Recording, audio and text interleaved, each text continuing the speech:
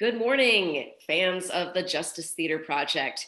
We are here to bring you a special interview that relates to our upcoming show, Enemy of the People. Now, you might be familiar with Enemy of the People as one of the classic works of Heinrich Ibsen, and it deals with environmental issues in a way where Ibsen was really ahead of his time in addressing things like that. Now, what we are doing is the regional premiere of a new version of Enemy of the People by David Blakely. And this one is about fracking in Oklahoma.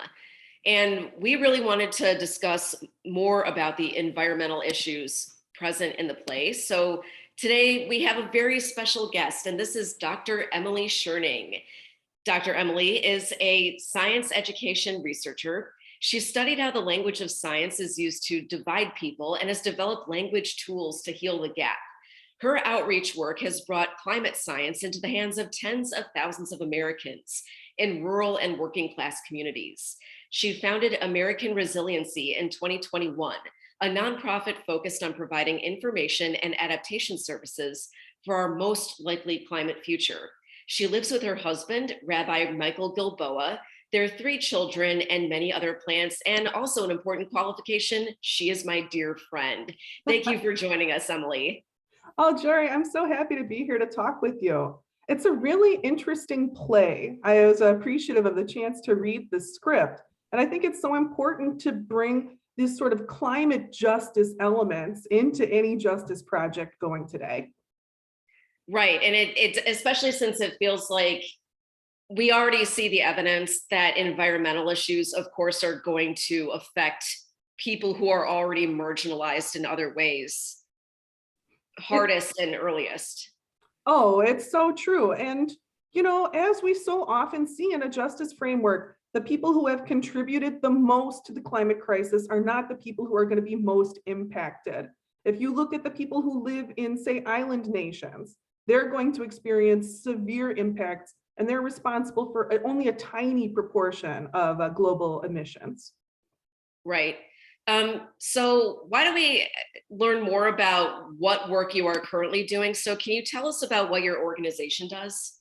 Sure. So, like you said, I provide information and adaptation services about our most likely climate future. And I'm going to drop in the chat here, just give me a second, my YouTube channel, because I think that access to information about climate is really important. And that a lot of the popular reporting that we see about our climate future is based on a worst case scenario where we don't do anything to bring emissions down. And I don't think that recognizes the fact that our generation is passionate about bringing emissions down. Almost everyone I know is making personal choices to help bring emissions down. We need policy level action on climate change, but the work that every single person is doing matters too. And it is bringing us into a most likely climate future that is much less apocalyptic than we see in the news.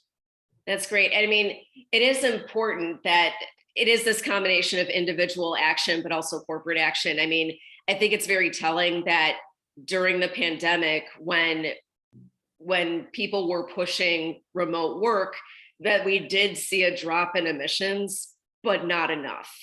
And so it's that combination, but it's also worth it to know that individuals can also make a difference.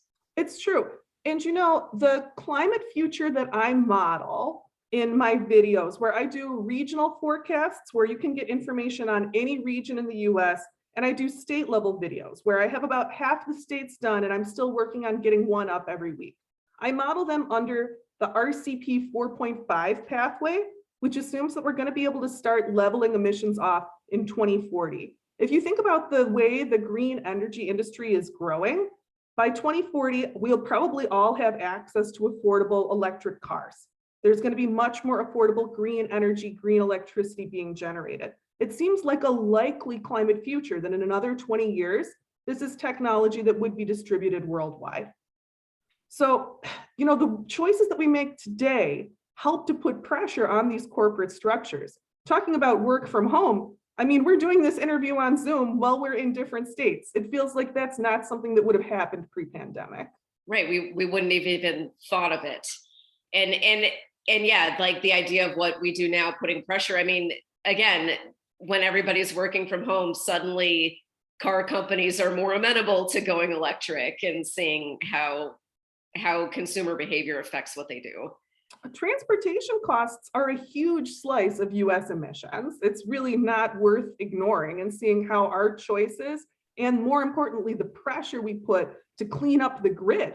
Because if you have an electric car that you charge using electricity from a coal-fired power plant, you got kind of a wash there, right? Right. But the work that we do to put pressure on existing political and corporate structures matters. And I really think, after spending hundreds of hours in the data, that the 4.5 scenario is our most likely climate future if we keep the pressure on. And that's a scenario where we really can have a lot of hope for the future. It's going to be harder than the present. You know, climate change is going to happen. But if we look it in the face and start to make preparations, start to focus on education and resilience, I really think that we can make a future worth living in. I truly believe that. Thanks. So what can you describe your background in science education, and I guess what gave you the tools to be able to do this kind of work? So, you know, it's an interesting story. I started off getting my doctorate in microbiology, and I did a lot of comic book style super science. Like, I was involved with the space shuttle, helping to see what happens when we put microbes in space. They actually kill you way more, which was a fascinating, also comic book like finding. That is very useful. Yes. But I, like most graduate students, supported myself with teaching. And I was at Arizona State University, which has a very high proportion of students who are refugees and students who are first generation college students from a wide variety of backgrounds. So these were all people who had solved very hard problems, passed very hard tests to get into college. And I found that in my classes, I was part of a national problem where I failed these students at very high rates compared to white upper middle class students, the more traditional college student. And I became very interested in what was going on, what was the justice element here.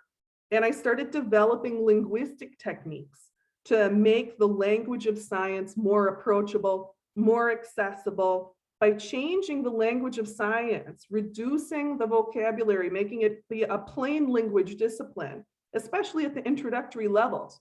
We were able to collapse that differential failure rate. And when I tested students after they had gone to higher levels of study, they actually were performing better. They had higher GPAs in their upper level classes if they got a plain language intro. So that was the start of my research career, about a 12-year research career in finding language tools to help communicate about science to people. And because of my traditional hard super science background, I have many friends and colleagues who have gone on to traditional professorships at universities all around the world.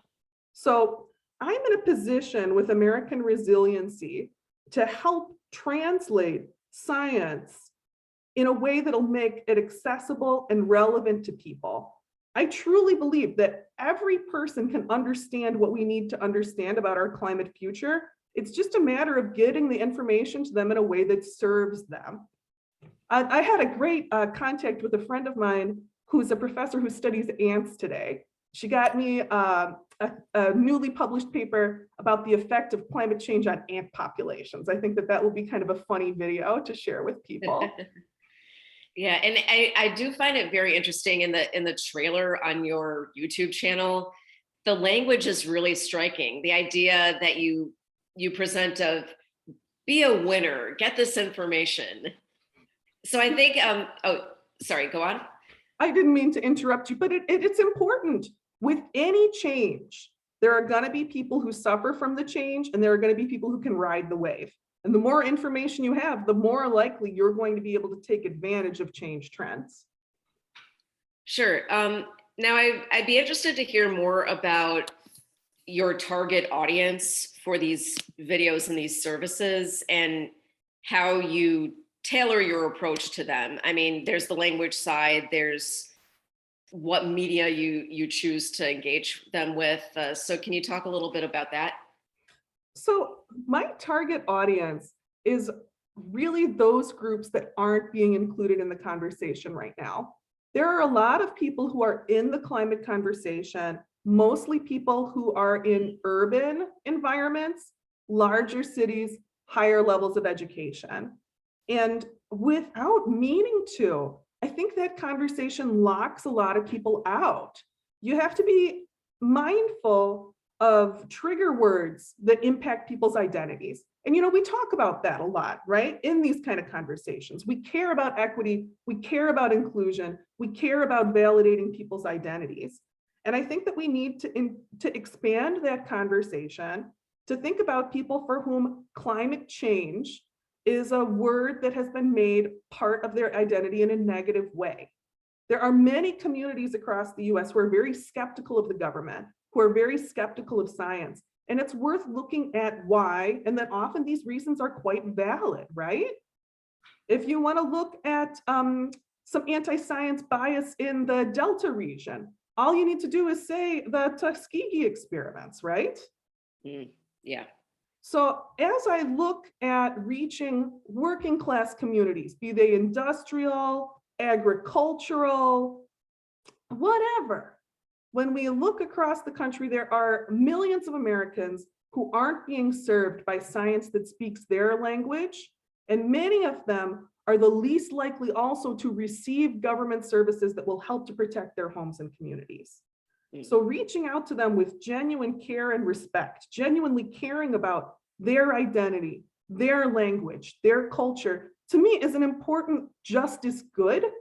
And I think that by doing this work in plain language on a free, accessible platform like YouTube is the best way to try and reach out to communities that haven't been included in the conversation. And we need to acknowledge that they really haven't been. They haven't been given meaningful inclusion.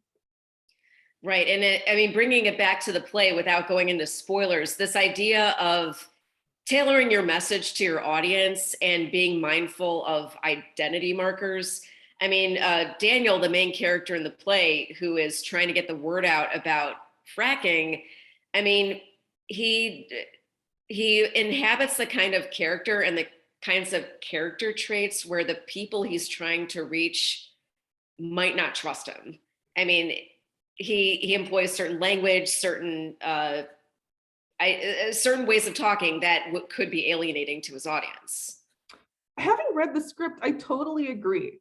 And if we think about ways that this communication could have gone differently, all of us have values that we do share. I don't think that anyone would be pro earthquake exploding our town, right? That's a very controversial edge position. Yeah, unless you're a Bond supervillain. But finding ways to first identify the goal and then build relationships around the goal, in being mindful of ways that you can potentially offend people, because you wouldn't want people to do that to you, right? Right. They're basic communication tricks, but they do require a radical compassion in a country where people on every side of every issue are almost encouraged to assume that people who don't hold their views hold them in active contempt. When we come at communication with this assumption of contempt, which I think is very relevant to the dialogue in the play, that's the fastest way to shut down any possibility of rapport and connection. Right. And yeah, that is very important. So I guess I would like to know, what has been public response to your work like? So I was afraid that I would be attacked by trolls and have scorpions FedEx to my house, but fortunately that has not yet happened.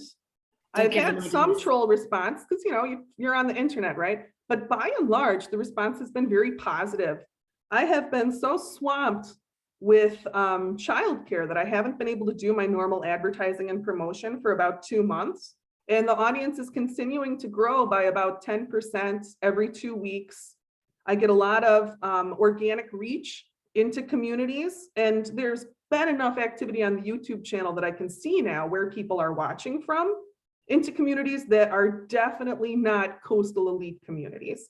There are people who are in my community, which is in central Iowa. There are people who are in agricultural communities in the northern plains, in the southeast. And we got a ton of people in the Midwest who are starting to wake up to the enormous potential that the Midwest and the Great Lakes region has over the next 50 years. I think that it's wonderful to see people who don't normally have the opportunity to get kind of the first dip into information trends have access to it, because people are smart. A lot of the public science reporting that we see, it assumes that we can't understand sophisticated information, right? It assumes that a binary is all we can do. But most people know that the world can't really be split into pure dichotomies. Most of us are capable of a sophisticated conversation. And I love being able to get that quality of information to an audience that deserves it and doesn't often have access. Yeah, and I mean, what you say about people from the Midwest and especially Iowa tuning into your channel, I mean, I think it was a big wake-up call not long ago when the derecho happened. I mean, that people in Iowa basically dealt with a Category 4 hurricane strength wind with 40 minutes of warning, and then they saw the country ignore them. That was a crazy experience. I was driving my son home from the library when that came in, and I saw this little brown cloud on the horizon, and I was like, that's kind of a weird color. We got home. I was supposed to go give my youngest a bottle, but I wanted to see the storm come in because it had been so hot.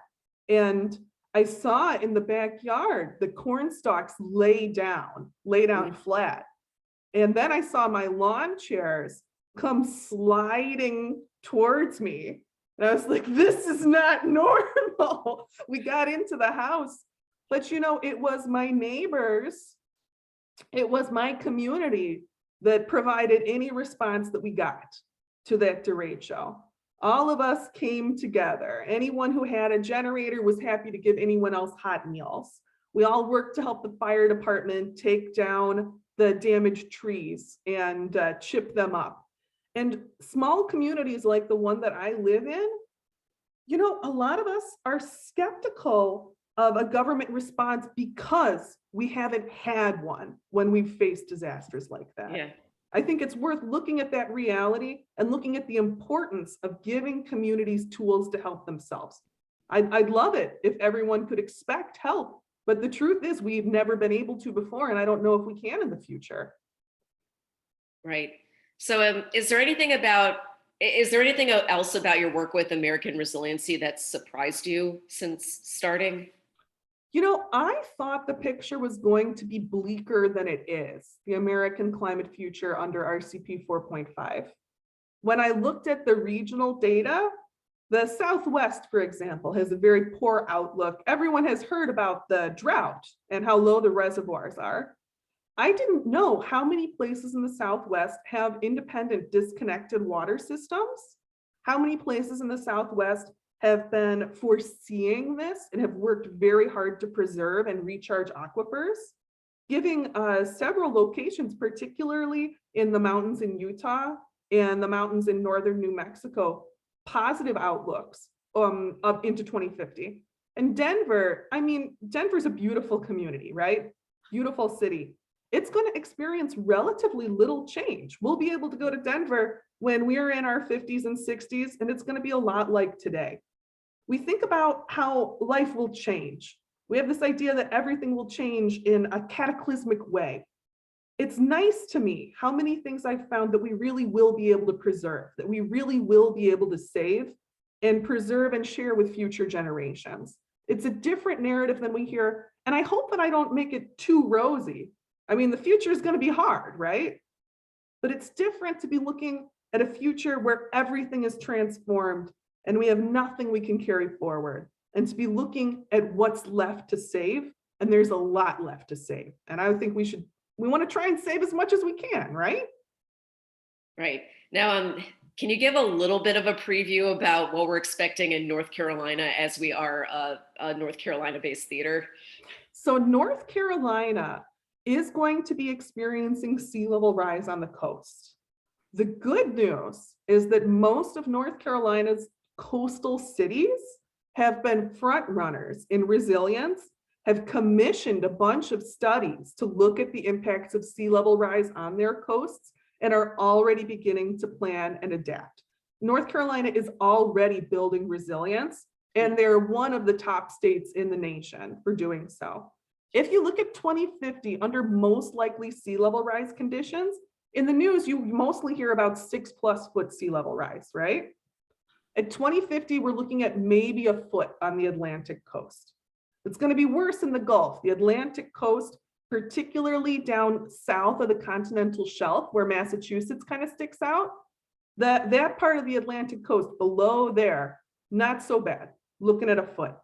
You are looking at increased heat, but the mountains, the Appalachian Mountains, are tall enough that they're having a pretty good protective effect. So as you get inland, the further inland you get, the closer to the mountains you get, the less change you're going to see.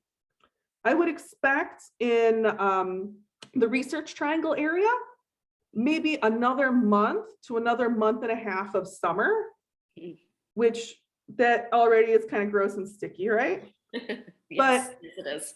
That's not apocalyptic. That's like, ugh. It's not like, right? It's different. That's a good distinction. The big thing that you should be concerned about in sort of that middle inland North Carolina area is extreme storms and designing with weather in mind. And, you know, anyone who experienced the derecho in Iowa has seen how much you need to have, you know, a pretty smooth structure, a wind resistant structure.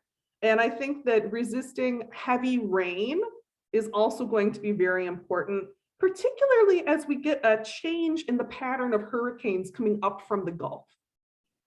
Right. I mean, and that could be an issue here. I mean, like, even in non-hurricane rains, I have seen cars up to their top of their tires in standing water in rainstorms on certain streets here, and that's something that's going to have to be fixed. Now, going back to the world of the play, now this play takes place in Oklahoma. It's about fracking.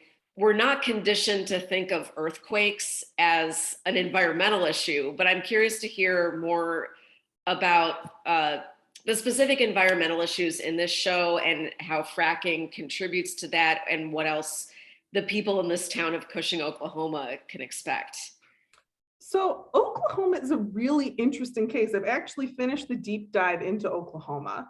Oklahoma has a lot going for it in terms of climate stability. And when we think about the fossil fuel industry, we're really in a push-pull situation where we want to accomplish this energy transition. But I know very few people who have completed their personal energy transition, right? If I lost access to all oil and gas-based technology today, I would have a real problem because I would be unable to drive my car or cook my food. That would be bad. When we look at the energy infrastructure in Oklahoma, there's a lot that's going to be useful and important in the future because a lot of the Gulf energy infrastructure is going to be wiped out. I think we need to distinguish between our need to preserve some energy infrastructure and the fact that we shouldn't be fracking. We shouldn't be developing more sources of oil and gas. We should be focusing that development on green energy. I think that there's also a lot of potential utility in a group of people who can manage a pipeline network that distributes a liquid precious resource from different parts of the country as we look at the drying Southwest, right? So with Oklahoma, there's a lot of potential for positive change, and there are a lot of people who have skills that we need as we move towards our best future in 2050. As we think about the energy transition, I certainly hope that states move away from fracking. The earthquake risk is ridiculous. We've seen it happen time and time again in so many states. The risk to the groundwater is something that people don't always think about, and that is so serious. As we look at the mega drought in the West, which is part of a natural drought cycle that has been intensified by climate change to become the worst drought in 1,200 years that the region has experienced, many communities will only be able to survive by tapping into groundwater reserves. And if your groundwater is poisoned by fracking, you will not have a chance. You will not have a future. We really have to think about these relationships between oil and water and the fact that they, as is often said, do not mix. Sure. Now, I mean, I know that at least right now, you're focused on the U.S., but have you had any thoughts about the current conflict? Well, the current Russian invasion of Ukraine and how it's affecting oil and gas here, and where? What are your thoughts on that? Where do you see that going? Okay, I'm so glad you brought this up because I see everything through a climate lens because, I'm kind of too deep into that. When I saw Russia's invasion of Ukraine, my first thought was that this is a move towards putting the Balkans back in play, which would be horrible. When you look at the climate future of Europe, and I have a video doing a brief overview based on European reports on my channel, we see big changes in what parts of Europe will remain agriculturally productive. Ukraine will have remaining productivity, and other former Soviet countries like Latvia and Lithuania and Estonia will become tremendously more agriculturally productive than they are now. They're going to be sort of the European equivalent of the preserved area around the Great Lakes. When we look at this sort of cruel, aggressive, inhumane behavior, there is a lot of it, I think, will be driven by the desire to capture productive area, to capture climatically secure or more secure area. And we can see what that's done already to grain prices. When we look at what this has done to Ukraine's harvest, when we look at what this is doing to the international wheat market, we see that war does not only hurt us from an oil and gas perspective, it hurts us from a hunger perspective, right? Yeah. I think that there is a possible positive outcome in that many countries, this makes us even more want to turn our backs on oil and gas as a world power, as a conquering power that is going to try and capture agricultural area and move towards green energy so that we can build energy security. I hope that's a coherent answer there, but I think Yeah, I mean, the it's always food an, and the it's an oil emergency. connect. Yeah. Emerging situation, and there's a lot to see. So I guess the last question that I have for you is that I mean, I know that climate grief has been of growing concern, and actually we're going to do a pre-show talk with a psychologist about climate grief. So what is your advice for people who are feeling overwhelmed or numb to the prospect of climate change? And how do we prepare mentally? And you're doing obviously you're addressing some of that with this idea of giving information, but what else can we do? It sounds really disconnected from climate practice, but I think that as we're moving forward into this more challenging future, building personal resilience, building emotional resilience is a very important component. Yeah, I spend at least part of every day looking at pretty globally depressing data, right? And a lot of people in the climate field suffer from burnout and crippling depression. It's a popular affliction in the field. Finding ways to get a sense of centeredness and peace every day is so important, whether that is playing music or making art or gardening or spending time with animals or with children. All of these things where you can feel your impact of your actions in the moment, where you can be fully present in the moment. I think this helps us to build a personal resiliency and give us places of beauty and centeredness that we can return to in our lives, that we can carry with us into any climate future. Thank you. That is important to hear. And also that like it means something to do something. I mean, like the original idea of self-care before it got co-opted by corporations, that you can do something for yourself as well, while also strengthening yourself for what's going to happen. Well, strengthening ourselves and strengthening our communities. If you meet up regularly with people you care about in your community, if you can work on positive projects with people in your community, even if they're not direct climate action, these relationships are important so that we can have networks, that we can rely on each other in times of stress and disaster and need. That sort of community building, whether directly focused on climate action or not, is totally crucial, totally important, and should never be a thing where you feel like you're putting your climate work second when you're spending time with your community. Right. And also I imagine thinking about what tools do you have personally? It's like in my current life now, like I there might not be a lot I can do on my own, but I'm helping with this theater and we're putting on this play to get this message across, and that makes a difference. The arts are so important. When we think about our response to a very different future, most people are more likely to be able to take that in emotionally through art than through looking at a graph. You know, I'm one of those freaks who I see a graph, I have like a strong emotional response, right? But I'm willing to acknowledge that is not how most people's brains work. The importance of storytelling as we move forwards and finding ways to make a human narrative of what it's going to feel like to live in this future, what it's going to feel like to live in a sustainable future. And if it could feel good, if we could have stronger communities, if we could have more interpersonal connections, those are important stories for art to explore. And I'm always really grateful when I see theater companies looking at climate justice and looking at paths forward, like we do see in the play, no spoiler alert for the end. All right. Well, that seems like a good note to end on. Thank you, Emily. And to our fans out there, Enemy of the People by David Blakely, our regional premiere, is opening April 8th, and it's running through April 24th at Umstead Park United Church of Christ.